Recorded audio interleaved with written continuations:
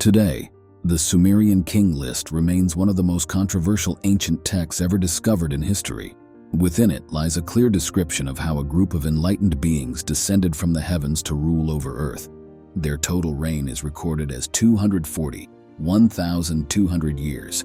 How could this be possible? Among the many astonishing artifacts recovered from sites in Iraq, where the prosperous cities of the Sumerians, few are more intriguing than the Sumerian king list. It is an original ancient manuscript recorded in Sumerian, listing the kings of Sumer from the Sumerian dynasties and neighboring dynasties, their purported reigns, and the locations of their official reigns. What is particularly noteworthy is that this list blends pre-dynastic rulers clearly of mythological origin with historically known rulers. While this may not seem overly mysterious, what is recorded alongside the list of kings makes it highly perplexing. Besides documenting who ruled over Sumer, the king list also intertwines events such as the Great Flood and stories of Gilgamesh, narratives often referred to as simple allegories.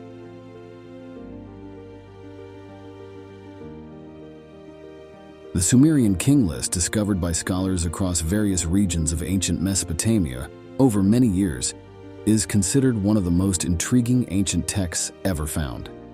Also known as the List of Sumerian Kings, it recounts a remarkable tale that many find incredulous. The beginning of the Sumerian king list records, after the kingship descended from heaven, the kingship was in Eridu. In Eridu, Alulim became king and ruled for 28,800 years. Then Alaljar ruled for 36,000 years. Together, these two kings ruled for 60,800 years. Afterward, Eridu was abandoned, and the kingship was taken to Bad Tibira. In Bad Tibira, Enmenluana ruled for 43,200 years. Enmengalana ruled for 28,800 years. Dumazid, a shepherd, reigned for 36,000 years. Altogether, these three kings ruled for 108,000 years. Then Bad Tibira fell, and the kingship was taken to Larig. In Larig, and Sipadzid Ana ruled for 28,800 years. Altogether, one king ruled for 28,800 years. Then Larig fell, and the kingship was taken to Zimbir. In the Zimbir, Enmendarana became king and ruled for 21,000 years. Altogether, one king ruled for 21,000 years. Then Zimbir fell, and the kingship was taken to Kurapag. In Kurapag, Ubaratutu became king and ruled for 18,600 years. Altogether, one king ruled for 18,600 years. In 5 cities, 8 kings ruled for 241 Asadu under 200 years. Then the deluge swept over all. Among the numerous astonishing artifacts recovered from sites in Iraq, where once flourished the prosperous cities of the Sumerians, few are more captivating than the Sumerian king list. It is an original ancient manuscript recorded in Sumerian, listing the kings of Sumer, ancient southern Iraq, from the Sumerian dynasties and neighboring dynasties. The first fragment of this rare and unique work is a clay tablet approximately 4,000 years old, discovered by American scholar Herman Hilbrecht in the early 19th century in the ancient Nippur region. Subsequently, at least 18 similar samples were discovered. Among the artifacts of the Sumerian king list, the prismatic stele of the Weld-Blundell dynasty at the Ashmolean Museum in England is the most detailed and complete version. This stele is about 20 cm high, has 4 sides with 2 columns on each side. It lists the kings who reigned before the flood until the reign of Esen in 1763 to 1753 BCE.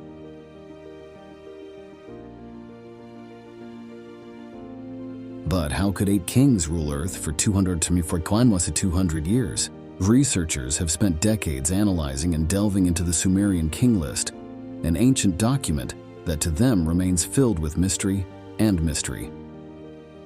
While many of the details on this list may seem unbelievable, there is some information that scholars believe is well-founded. This list is not only a historical document, but also contains parts of mythology, combining historical periods and legends. Stories about kings ruling for thousands, even hundreds of thousands of years, make many people feel surprised and suspicious. However, it is worth noting that this list also provides information about these 8 kings being considered descended from heaven, a strange and controversial detail. Furthermore, the manuscript describes how these 8 kings met during the Great Flood, an event that many other mythological texts also recorded. This opens up questions about the true meaning of events in ancient history and whether they can have a rational basis. Despite its contradictions and confusion, the list of Sumerian kings remains a valuable source for historians and mythologists. It gives an insight into the ancient dynasty of the Sumerian kingdom and opens up new opportunities to better understand the ancient world about which much is still unknown.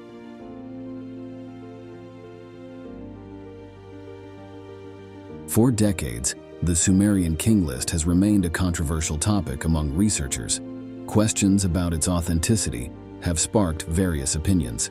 Is this list a blend of real historical kings and mythical figures, or have scholars blurred the lines, attributing peculiar traits to some kings to deify them? Some argue that the Sumerian king list is merely a collection of mythological stories, where kings are depicted with incredibly long and miraculous lifespans, disappearing in a flood to be replaced by the new kings descended from heaven. However, other perspectives suggest that the information in this list may not be entirely fictional, but rather reflect some aspects of actual history. An example is King Enmebaragesi of Kish, identified in archaeology and believed to have ruled around 2600 BCE. There are even parallels in content between the Sumerian king list and the Bible. In the Bible, the Great Flood is recorded, and the Sumerian king list also mentions a deluge swept over all. Another noteworthy factor is the reign durations of the kings in the list, measured in Sumerian units called sars, with each sar equivalent to 3600 years, and nirs, which are 600 years. Some kings ruled for up to 18,600 years, and the 8 kings combined ruled for 241,200 years. In the Sumerian king list, King Gilgamesh ruled for a significantly shorter period of 126 years. Related texts recount that Gilgamesh was a half-man, half-god king. He possessed 2-3 divine lineage, with the intellect and strength of a god, but not the longevity. It's observed that subsequent monarchs ruled for progressively shorter periods. Thus, this list parallels the Bible in the diminishing lifespan of humans after the flood, as studied by scholar Wood in 2003.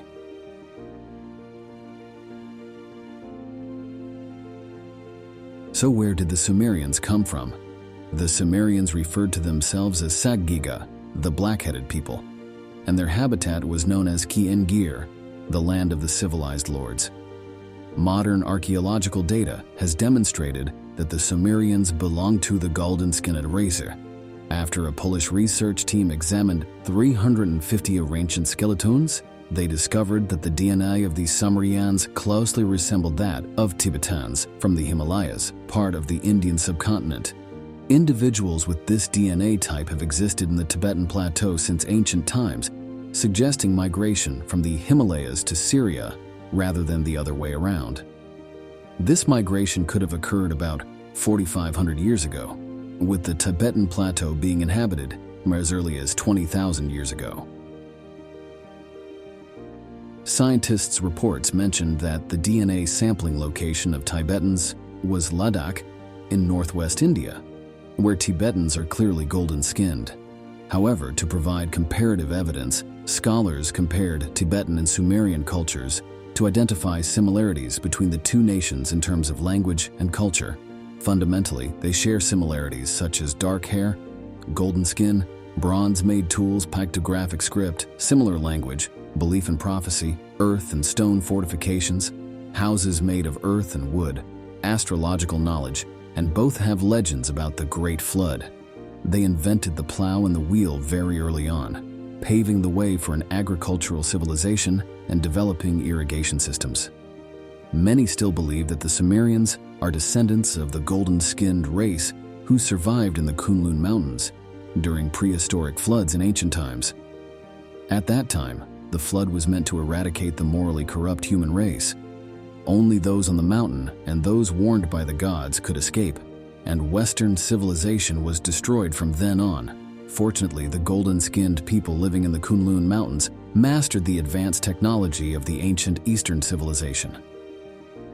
The descendants of the golden-skinned race migrated to the west through the Iranian plateau and settled in Iraq.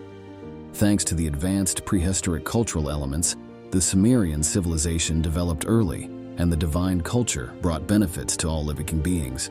What do you think of the stories of the Sumerians? Please let us know your opinion in the comment section below. Don't forget to hit the subscribe button to follow the latest videos from the channel. Thank you for paying attention and listening.